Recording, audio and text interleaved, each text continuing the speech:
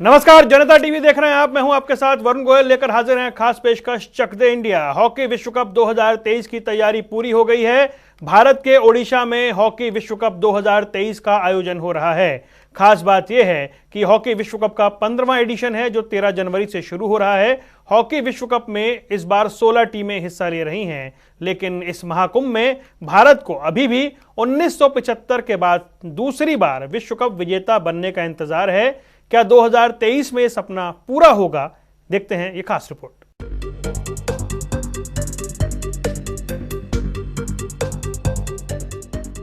मैदान तैयार है, दर्शक भी तिरंगा लेकर तैयार हैं। भारतीय हॉकी टीम के रणबांकुरों ने भी कमर कस ली है। बाकी टीम भी पूरी ताकत लगाने को तैयार है। और एक बार फिर भारत में हॉकी के महाकुंभ का आयोजन हो रहा है। 15वें हॉकी विश्व कप की शुरुआत 13 जनवरी से होगी। ओडिशा की राजधानी भुवनेश्वर और राउरकेला में टूर्नामेंट के सभी मैच खेले जाएंगे। इस टूर्नामेंट का फाइनल मैच 29 जनवरी को होगा। 15वें हॉकी विश्व कप की खास बात यह है कि भुवनेश्वर को लगातार दूसरी बार मेजबानी का मौका मिला है। 2018 में भी ओडिशा ने ही हॉकी विश्व कप का आयोजन किया था। 2018 के विश्व कप में बेल्जियम ने पेनल्टी शूटआउट में नीदरलैंड को हराकर कप अपने नाम किया था। भारत के ओलंपिक इतिहास में हॉकी का नाम सामने आते ही भारतीय हॉकी का वो स्वर्णिम दौर आज भी सुर्खियां बटोरता है। ओलंपिक हॉकी में 8 स्वर्ण पदकों का दबदबा इस दौर में भी दूसरी टीमों के लिए उदाहरण है। हालांकि 1980 के मॉस्को ओलंपिक के बाद वो सिलसिला टूट गया था। टोक्यो में हम गोल्ड तो नहीं जीत पाए, लेकिन कांसे पर हमने जरूर कब्जा किया और 41 साल बाद भारतीय टीम ने पदक का सूखा खत्म किया। लेकिन 1975 में विश्व विजेता बनने के बाद से विश्व कप में भारत को निराशा ही हाथ लगी है। लेकिन इस बार भारतीय टीम नए जोश के साथ मैदान में उतरेगी। ओलंपिक में हमारी भारतीय टीम ने जोरदार प्रदर्शन से न सिर्फ कांस्य पदक जीता, बल्कि भारतीय हॉकी टीम ने ये भी दिखा दिया कि वो विश्व कप जीतने का पूरा दमखम रखती है। और अब बस इंतजार उस दिन का है जब भारतीय रणबांकुरें बाकी सभी टीमों को धूल चटाते हुए फाइनल में जीतकर विश्व कप की चमचमाती ट्रॉफी उठाएंगे। और तब पूरा देश एक सुर में कहेगा, चक दे इंडिया। न्यूज डेस्क, जनता टीवी।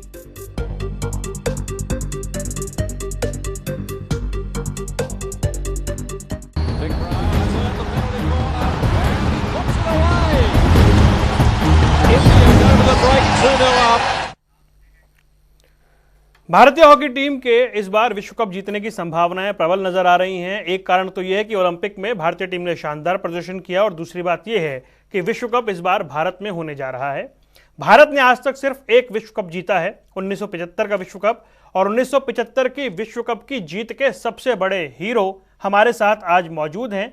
देश के या दुनिया के महानतम खिलाड़ी मेजर ध्यानचंद जी के बेटे, पूर्व भारतीय कप्तान, अर्जुन अवार्डी अशोक ध्यानचंद जी हमारे साथ मौजूद हैं। अशोक जी, बहुत बहुत स्वागत है आपका। जी बहुत बहुत शुक्रिया, बहुत बहुत धन्यवाद। अशोक जी, एक विश्व कप जीता है भारत ने। वो विश्व कप आपके लिए हमेशा याद किया जाता है, आपके उस परफॉर्मेंस के लिए। आपकी वजह से पाकिस्तान को हमने हराया और वर्ल्ड कप जीता। ये इतना लंबा अरसा हो गया है, इस बार क्या उम्मीद कर रहे हैं हम?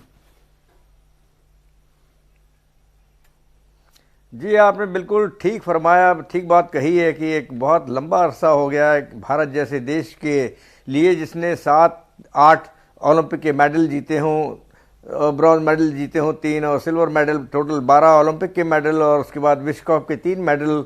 तो ये मिला के एक अच्छी हमारी धरोहर जो पहले की थी, उसको आज हमको उसको भुनाने की ज़रूरत है। और ये तीसरी बार वर्ल्ड कप भारत में हो रहा है और मैं समझता नहीं हूँ बल्कि मुझे विश्वास है कि इस बार भारत की टीम अपने उन सब पुराने हमारी जो धरोहर है, हमारे जो पुराने देश के लिए सम्मान खिलाड़ी लेकर आए थे, उसमें और इजाफा करेंगे। और ये वर्ल्ड कप जीतने की कोशिश नहीं, बल्कि ये वर्ल्ड कप जीतने की उनकी एक धर्म भी है और उनका एक दायित्व बनता है कि वो देश के लिए इस वर्ल्ड कप को जीतें। अशोक जी, होम ग्राउंड, होम टर्फ पे खेलने का कितना एडवांटेज भारत के पास है और होम क्राउड का क्या क्या मायने होते हैं? आपने मैदान में खूब पसीना बहाया है। जी जी जी, नहीं आप बिल्कुल ठीक कह रहे हैं। Home crowd, home ground, home हमारे जो एटमॉस्फेरिक दिशा है, उसमें खेलने का एक अलग ही मज़ा है। होम क्राउड आपके मूवमेंट के ऊपर बहुत आपको सपोर्ट करता है जब आप बॉल लेके आगे चलते हैं। तो ये सपोर्ट तब तक है जब तक आप अच्छा खेल रहे हैं, ये बात तय है, क्योंकि उसके बाद एकदम से सन्नाटा छा जाता है। अगर आपके ऊपर अटैक हो रहे हैं और आपने गोल कंसीव कर लिया तो आप सन्नाटा पूरे स्टेडियम में छा जाता है। जो लोगों की अपेक्षाएं हैं हमारे सारे खेल खिलाड़ियों की और सारे हमारे लोगों की, नागरिकों की, हॉकी को चाहने वाले और पूरे देश के निगाहें लगी होंगी, तो उसके अंडर में खेलना भी एक बड़ी बात है। और सबसे बड़ी बात जो मैं कहूँगा कि हमारी टीम के अंदर हर तरह की क्षमताएं हैं, चाहे वो गोलकीपिंग का क्षेत्र रक्षण हो, चाहे गोलकीपिंग का रक्षण हो, चाहे हमारे पेनल्टी कॉर्नर की स्पेशलिटी हो। हरमनप्रीत बहुत अच्छा पेनल्टी कॉर्नर फेंक रहे हैं, मार रहे हैं। हमारे पास जुगराज सिंह भी हैं, रोहित भी हैं, और एक ऐसा पूरा सिलसिला है खिलाड़ियों का जो कभी भी किसी भी अपोनेंट की टीम को परास्त कर सकते हैं। हमारे पास विवेक सागर है, हमारे पास नीलाकांत शर्मा है, मनप्रीत है, मनदीप हैं, गगनदीप हैं। ये सब वो नाम हैं जिन्होंने कई सालों से, कई वर्षों से देश के लिए हॉकी खेली है और देश ने भी इनको सारी सहूलियत प्रदान करी है। हमारे चाहे वो हॉकी इंडिया हो, चाहे वो स्पोर्ट्स अथॉरिटी ऑफ इंडिया हो, सब तरह की सहूलियत दी हैं। तो उनको देखते हुए अब इनका टाइम है, अब इनका वक्त है, अब वो इनको ग्राउंड पर अपने इन सब बातों को दिखाना है। और ग्राउंड एक ऐसी चीज़ है जिसको मैं परीक्षा, एग्जामिनेशन, टेस्ट टेबल कहूँगा। उस टेस्ट टेबल के ऊपर इन खिलाड़ियों को अपना टेस्ट देना है और टेस्ट में उत्तीर्ण होना है, पास होना है, नंबर 1 होना है। अशोक जी, एक बड़ा महत्वपूर्ण सवाल है मेरा आपसे। भारत जिस पूल में है, उस पूल के अंदर भारत की स्थिति को आप कैसे आंकते हैं? क्या टफ अपोनेंट्स हैं सामने? इतना ज़्यादा तो मैं नहीं कहूँगा। इंग्लैंड एक जो है काफ़ी एक्सपीरियंस टीम है, स्पेन है, वेल्स है। तो वेल्स और स्पेन, इसका भी अभी पिछले जो इतिहास 2-3 सालों का वो ठीक नहीं है। हमसे ऑन ग्राउंड, ऑन पेपर नीचे ही हैं। एक मैच हमारा ज़रूर इंग्लैंड के साथ जिसको मैं कह सकता हूँ कि जो होने वाला है वो है। लेकिन इस तरह के तो पूल मिलेंगे आपको जब वर्ल्ड कप खेलने निकले हैं, चाहे वो ओलंपिक हो, वर्ल्ड कप हो। तो इजी टीमें तो मिले नहीं कि क्रिकेट में घाना की टीम मिल जाए या दूसरी छोटी टीमें मिल जाए। तो हॉकी के अंदर तो आज एस्ट्रोटर्फ आ गया है और एस्ट्रोटर्फ के आने से हर देश के अंदर ये खेलों के एवरेज खेल सबका बराबर है। आपको अपने अंदर कोई ना कोई चीज़, एक्स्ट्रा ऑर्डिनरी चीज़ें पैदा करनी होंगी। और आज के खेल में पेनल्टी कॉर्नर सबसे बड़ा एक हथियार है, एक वेपन है जिसमें आप गोल कर सकते हैं। हाँ, ये ज़रूरी है कि हमारे फॉरवर्ड उस बॉल को, अपनी बॉल को अपोनेंट के सर्कल तक ले जाके पेनल्टी कॉर्नर कितने लेते हैं, ये डिपेंड करता है हमारे उस दिन के खेल के ऊपर, जिस दिन हमारी टीम दूसरी टीमों के खिलाफ खेलेगी। तो मैं मान के चलता हूँ कि आज की हॉकी एक नॉर्मल, एक एवरेज है। अगर सब 60-50-60-70% तो खेलते ही हैं, आपको 90% खेलना है, आपको 95% खेलना है। तो ये डिपेंड करता है हमारी टीम की उस मजबूती पर, जिसके लिए हमारी टीम तैयार है, तैयार किया गया है, सारी सहूलियत दी गई है, एक्सपोजर दिए गए हैं। और सबसे बढ़कर ओलंपिक का ब्रॉन्ज मेडल अभी 1 साल पहले आपके पास में आया, 2 साल पहले। तो उसको देखते हुए मैं मान के चलूँगा कि टीम एक बैलेंस टीम है। और इस बैलेंस टीम को इस वक्त 47 साल के बाद जो वर्ल्ड कप हमने जीता था, उसके पहले सिल्वर मेडल भी हमारी टीम ने जीता, उसके पहले ब्रॉन्ज मेडल भी हमारी टीम ने जीता। और अब ये बात एक बड़ी अनूठी सी लगती है, या मैं कहूँ कि ख़राब भी लगती है, कि वर्ल्ड कप के इस पोडियम के ऊपर हमारी टीम कभी खड़ी नहीं हो पाई। क्या क्या वजह रही मैं नहीं बता पाऊँगा, लेकिन ये ज़रूरी है कि आज की हॉकी इस मॉडर्न हॉकी के दौर में उस पोडियम पर खड़े होने की पूरी कोशिश करे, जिसके लिए देश को इनसे अपेक्षाएं हैं। जी ध्यानचंद जी, अशोक जी, मैं आपसे एक बड़ा महत्वपूर्ण सवाल करूं उससे पहले एक मैं आपकी भावना जानना चाहता हूं। वो तस्वीरें बार बार सोशल मीडिया पर सामने आ रही हैं। अभी जब वर्ल्ड कप की ट्रॉफी पहुंची थी, आपने उसे अपने हाथों में लिया था, कैसी फीलिंग थी? वो हमारे भारत में वो ट्रॉफी रहे, कितने चांसेस लग रहे हैं, क्या कुछ भावनाएं हैं? आपने बड़ा वाकई में महत्वपूर्ण सवाल, जो दिल को छूने वाला, वो उठाया है। मैं इस ट्रॉफी को थोड़ा सा पीछे इतिहास में जाकर कहने की कोशिश करता हूँ कि हमने 73 वर्ल्ड कप जो खेलने हमारी टीम गई थी, मिस्टर MP गणेश साहब उसके कप्तान थे, और वो टीम फाइनल मैच में सब कुछ करने के बावजूद, जिसको मैं कह सकता हूं कि वो रियली बैड लक था हमारा, कि पेनल्टी स्ट्रोक भी हमारा सडन डेथ में मिस हुआ। हम 2 गोल से लीड लिए हुए थे 73 के एम्स्टर्डम टूर्नामेंट में, वो बराबर हुए, फिर पेनल्टी स्ट्रोक में टाई ब्रेकर में हमारी टीम हारी थी। वो दर्द जब मैंने 75 वर्ल्ड कप की उस होटल में जहां पर सारी टीमें ठहरी हुई थी, हमारी टीम भी एंटर हुई और हमने चेक इन के लिए हमारे खिलाड़ी लोग सब जा रहे थे, तो मैंने वार्डरोब में इस ट्रॉफी को देखा था। ये वही ट्रॉफी थी जो हमारे हाथ से मिस हो गई थी 73 के अंदर। जब मैंने देखा तो मैं खुद ब खुद इसके पास वहाँ पहुँचा हूँ, इसको निहारा और वहाँ ही प्रण किया कि मैंने कुछ करना है, मैंने अपना खेल खेलना है, ऐसा खेल जो मेरे देश के लिए, मेरे इस टीम के लिए और हॉकी के लिए, हमारे उन पूर्वजों की हॉकी के लिए बहुत महत्वपूर्ण हो और मैं कुछ कर सकूं। और अंततः जब फाइनल मैच हुआ तो उस फाइनल मैच में लेट सुरजीत सिंह, असलम शेर खान, अशोक दीवान साहब। अशोक जी, आप उस फाइनल के बारे में बताएं। पहले मैं दर्शकों को थोड़ी जानकारी देता हूं, फिर आप उसको बताइएगा। 1975 विश्व कप का फाइनल, इंडिया वर्सेस पाकिस्तान, 1-1 की बराबरी। अशोक ध्यानचंद ने वो कर दिखाया जो शायद पूरी दुनिया सोच रही होगी। क्या उस वक्त जहन में था जब मैच 1-1 से बराबर था? आपने पहली बार वाकई में चैनल के द्वारा ये सवाल पूछा है, जो मेरे आज तक उस पर जिस पर मुझे गर्व है, और वो टीम के लिए और देश के लिए एक सम्मान की बात थी जिसको मैंने पूरा किया। और मैं बताऊंगा कि एक गोल जब लेट सुरजीत सिंह ने बराबर किया तो हमारी टीम बहुत अच्छा खेल रही थी। उसमें 1-2 कारण थे। एक दूसरा वो ये कि पाकिस्तान की टीम के जो फुलबैक मंजूर जूनियर वो खेल रहे थे, उन्होंने अपनी टीम के लिए बेहतरीन खेल खेला। अगर वो उस दिन नहीं खेल रहे होते या वो नहीं होते तो हमारी भारत की टीम पाकिस्तान के ऊपर 3-4 गोल मारती। उसी तरह असलम शेर खान, जो मलेशिया के मैच के दौरान में जो 4 मिनट बच रहे थे उसमें उनको बुलाया गया, उसके बाद उन्होंने आते ही पेनल्टी कॉर्नर से भारत के लिए गोल किया, इक्वलाइजिंग गोल, जिससे हमको एक दम मिला, एक सांस मिली, एक जान मिली। और फिर भारत ने उस टूर्नामेंट में हरचरण द्वारा गोल किया गया और हमारी टीम उससे जीती। अब फाइनल मैच में फिलिप्स के द्वारा लिया गया, जिसको मैंने उनको पास दिया था। हमारी टीम बहुत अच्छा खेल रही थी। असलम शेर खान फुलबैक में अगर नहीं होते तो हमारी टीम भी 3-4 गोल उस दिन खा जाती। लेकिन बैलेंस मैच चल रहा था और अटैक हो रहे थे। हमारी टीम ने अटैक किया, पेनल्टी कॉर्नर हमारी भारत की टीम को मिला, जिसमें लेट सुरजीत सिंह ने उसको पेनल्टी कॉर्नर से हिट मारने की कोशिश की, जो डिफ्लेक्ट होके गोल लाइन के बाहर चली गई। इसका पेनल्टी लॉन्ग कॉर्नर उस ज़माने में एक हिट मारी जाती थी, आजकल तो 25 गज से फेंका जाता है बॉल को। उन्होंने लॉन्ग कॉर्नर से हिट मारी डी के ऊपर। हम लोग खड़े थे, पाकिस्तान की टीम लाइन में खड़ी थी, गोल लाइन में।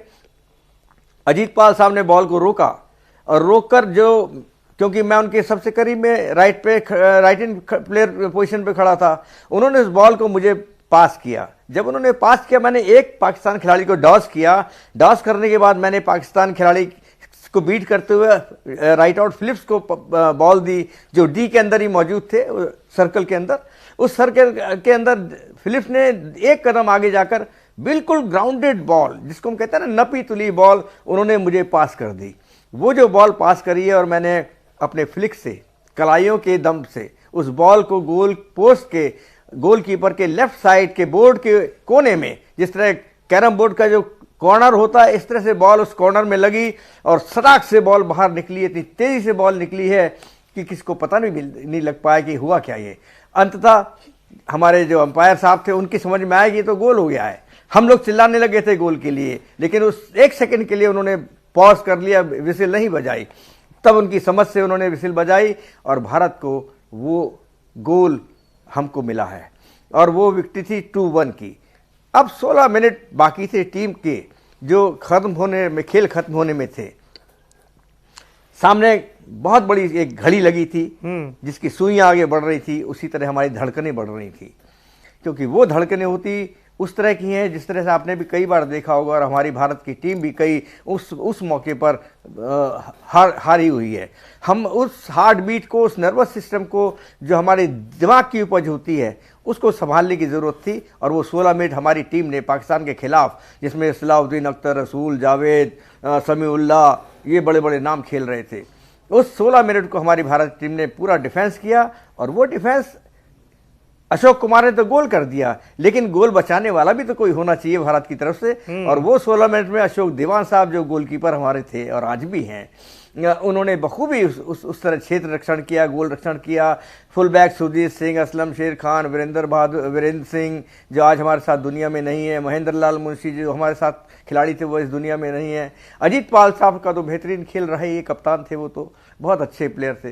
तो वो 16 मिनट हमारे निकले हैं, और 16 मिनट निकले हैं। और भारत को जब वो हूटर सुनाई दिया, तो ये खाली हूटर मलेशिया के लिए, हमारे कानों के लिए नहीं था, पूरे देश के लिए था। उस पूरे देश ने उस वक्त उस हूटर को सुना, जिसमें कि पूरा देश के ऑफिस बंद थे, फिल्म इंडस्ट्री बंद थी, जो सुनने वाले लोग थे वो अपने रेडियो से चिपके खड़े सरदार जसदेव सिंह साहब की कमेंट्री सुन रहे थे।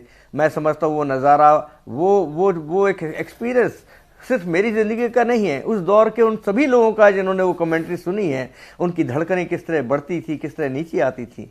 तो वो खेल भारत टीम ने दिखाया। आपने तो आज रोंगटे खड़े कर दिए हैं अशोक जी, आज हमको आपने ऐसा विवरण कर दिया है कि सब कुछ आंखों के सामने तैर गया, एकदम रोंगटे खड़े हो गए हैं। अच्छा, वापस आज के मैच पे आ रहा हूं मैं, मतलब आप विश्व कप पे आ रहा हूं। ये जो कोच हैं ग्राहम रीड, ये जिस तरीके से कप्तानी में बदलाव कर रहे हैं, ये स्ट्रेटेजी आप कैसे देखते हैं? ये ठीक स्ट्रेटेजी है?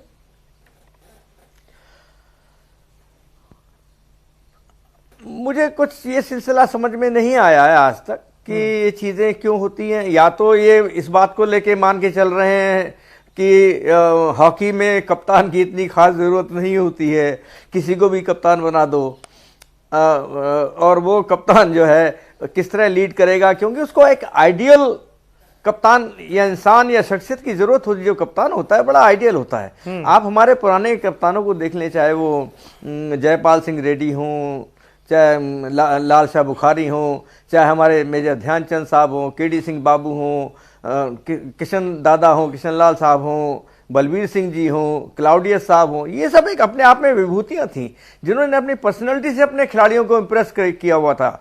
और उसके लिए त्याग, समर्पण, दोस्ती, किस तरह टीम को एक रखा जाए, वो सब किया जाता था। अब आज के दौर में मैं कप्तानों को बदलते देखता हूँ। वही बंच है, उसमें से किसी को कप्तान हटा के दूसरे को बनाना, उसको हटा के दूसरे को बनाना।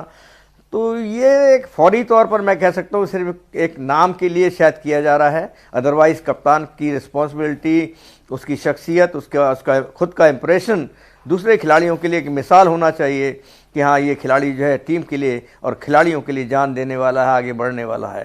तो ये तो एक उनका सिस्टम होगा जिसके अंतर्गत, जैसा मैंने कहा, शायद इतनी वैल्यू नहीं समझी होगी कप्तान की हॉकी के अंदर, तो उसके लिए फेर बदल चलते रहते होंगे। जी अशोक जी, एक तो आपने जो जीवंत चित्रण किया भारत पाकिस्तान फाइनल का, पाकिस्तान वर्ल्ड कप में है ही नहीं, क्वालिफाई नहीं कर पा रहा, और हमेशा प्रतिद्वंदिता या कहें टॉप मुकाबला भारत पाकिस्तान का रहता था। पाकिस्तान की मतलब हॉकी की ये दुर्दशा, मतलब आपने उम्मीद की थी? आपने इतने बड़े बड़े खिलाड़ियों के साथ खेला है, आज कोई नाम नहीं ले रहा, वर्ल्ड कप तक में क्वालिफाई नहीं कर पा रहे वो। जी, मैं इसमें एक चीज़ जोड़ना चाहूँगा इस आज की हॉकी के लिए, कि अगर आप उस हॉकी को मान के चल रहे हैं जो ध्यानचंद ने इस देश में उपजाई थी, जिसके पहला मेडल 1928 में भारत के लिए नहीं बल्कि एशिया के लिए जीता था, उसको अब 100 साल होने में 6 साल बाकी हैं जी।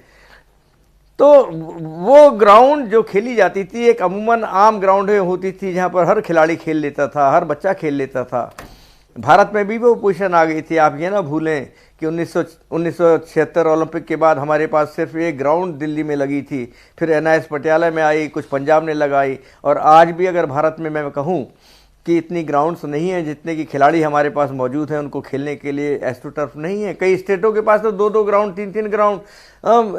आगे बढ़ाने की नेता, हमारे जो नेतागण हैं या CM हैं, इनको ये कोशिश करना चाहिए। एक मिसाल उड़ीसा के हमारे CM हैं जिन्होंने उड़ीसा के अंदर एस्ट्रो टर्फ ग्राउंडों के भरमार लगा दिए, तो जब ग्राउंड सामने अवेलेबल होगा तो बच्चा तो खेलेगा ही, बच्चा खेलेगा। स्कूलों में ग्राउंड नहीं है, बच्चे को जब ग्राउंड नहीं दिख रही तो हॉकी का खेलेगा वो तो एक मैदान के अंदर क्रिकेट बॉल या दूसरे खेल वो खेलने की कोशिश करता है। तो इसकी कमी भारत में भी रही, लेकिन कहीं ना कहीं कुछ हमारे नेतागण, हमारे कुछ लोग ऐसे निकले जिनका जुड़ाव स्पोर्ट्स से रहा, उन्होंने कुछ अपनी कोशिशों से इस देश के अंदर एस्ट्रोटर्फ लगवाई। इसमें स्पोर्ट्स अथॉरिटी ऑफ इंडिया का बहुत बड़ा अच्छा हाथ है। इस तरह की चीज़ पाकिस्तान में नहीं हुई। पाकिस्तान में जो है वैसे ही उनकी जो हम सुनते हैं देखते हैं कि इतनी कंडीशंस मॉनेटरी अच्छी नहीं थी, भारत की भी नहीं थी, लेकिन भारत ने कोशिश करी और अपने आप को स्टेबल किया और आज भी स्टेबल करने की कोशिश कर रहे हैं। और हॉकी को उसी नज़र से देखते हैं, और जब उस नज़र से देखते हैं और प्रधानमंत्री जी का वो एक वाक्य जब ओलंपिक में मेडल जीतकर टीम आई थी, उस टाइम में कहा गया वाक्य कि आप कितने भी मेडल भारत जीत ले, लेकिन जब तक हॉकी के अंदर मेडल नहीं जीतते तो ऐसा लगता है कि हमने कुछ जीता नहीं। तो हॉकी के प्रति एक आकर्षण है हम सभी का। पाकिस्तान के अंदर ये कमी रही। फिर उनके अंदरूनी आपसी जो मैनेजमेंट होता है उसको भी मजबूत होने की ज़रूरत थी। भारत ने इसमें कोशिश की और आखिर में हमारी टीम ने कहीं ना कहीं, चाहे प्रो लीग हो, एशिया का गोल्ड मेडल हो या हमने ओलंपिक के अंदर जो मेडल जीता, एक उम्मीद इस देश के खिलाड़ियों को, देश के नागरिकों को, हमारे नेताओं को और हमारी अथॉरिटीज़ को दी कि ये टीम कुछ कर सकती है। और वो कुछ करने की नौबत अब इस वर्ल्ड कप में जो 15-13 तारीख से शुरू हो रहा है उसमें आ गई है। और इसमें अपना एग्ज़ाम, अपना वो हुनर और अपना वो इतिहास जो भारत का है, स्वर्णिम इतिहास, उसको दोहराने की ज़रूरत है। अशोक जी, अंत में एक दो सवाल कि देखिए, उम्मीद उसी से होती है जिसमें संभावना होती है, और ये संभावना प्रबल हुई ओलंपिक में भारत के मेडल जीतने पर। ओलंपिक में भारत पोडियम पे खड़ा हुआ उस परफॉर्मेंस के बाद, उस कॉन्फिडेंस के बाद अब तो देश उम्मीद कर सकता है, क्योंकि भारत ने इतने वर्ल्ड कप जो हैं उनको होस्ट किया है, लेकिन जीतने की संभावना इसलिए दिख रही है क्योंकि आप ओलंपिक में बहुत अच्छा परफॉर्म करके आए हो। बिल्कुल ठीक कहा आपने। यही तो बात आती है कि अगर आपका संभावना का होगी, जहां थोड़ा सा परिणाम निकलने की जरूरत, ये आपको दिखेगा।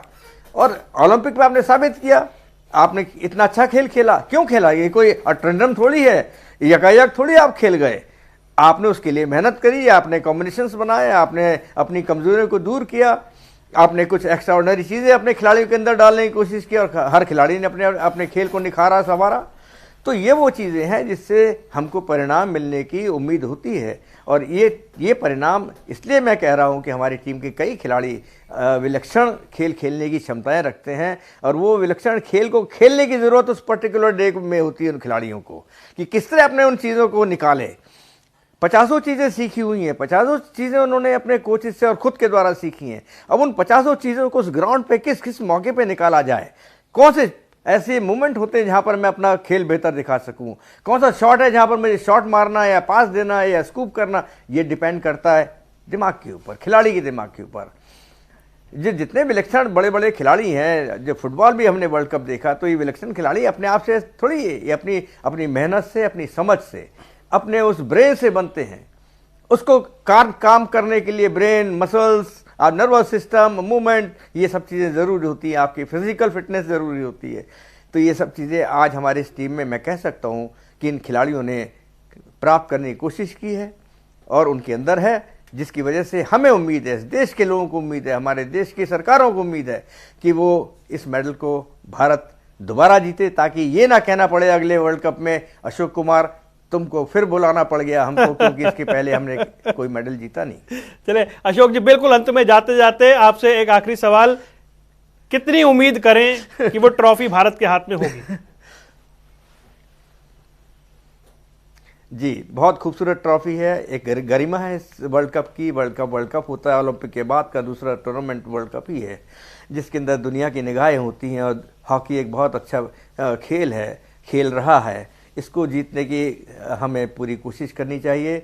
उम्मीदें, बेस्ट विशेस मैं इस टीम के लिए कि हर कोई लिए बैठा है। हमारी टीम पूरे वर्ल्ड कप के हमारे जो खिलाड़ी 75 में खेले थे, वो उनमें से अब 5 हमारे साथी हमारे इस बीच में नहीं हैं, लेकिन हम 11 लोग जा रहे हैं अपनी दुआएं, अपनी गुड विशेस देने के लिए इस टीम को, कि आप इस टीम को, भारत की टीम को जिता के लाएं। भारत की टीम को ये वर्ल्ड कप जो हम पूरे देश के अंदर घूमा है, इसकी चमक को और चमकाएं अपने उस जीत के द्वारा। और हम इसमें दुआएं करेंगे, इनको गुड विशेस देने के लिए वहाँ जा रहे हैं, जिसके लिए हॉकी इंडिया ने मैं बहुत बहुत इसके लिए भी आभार प्रकट करता हूँ सभी का।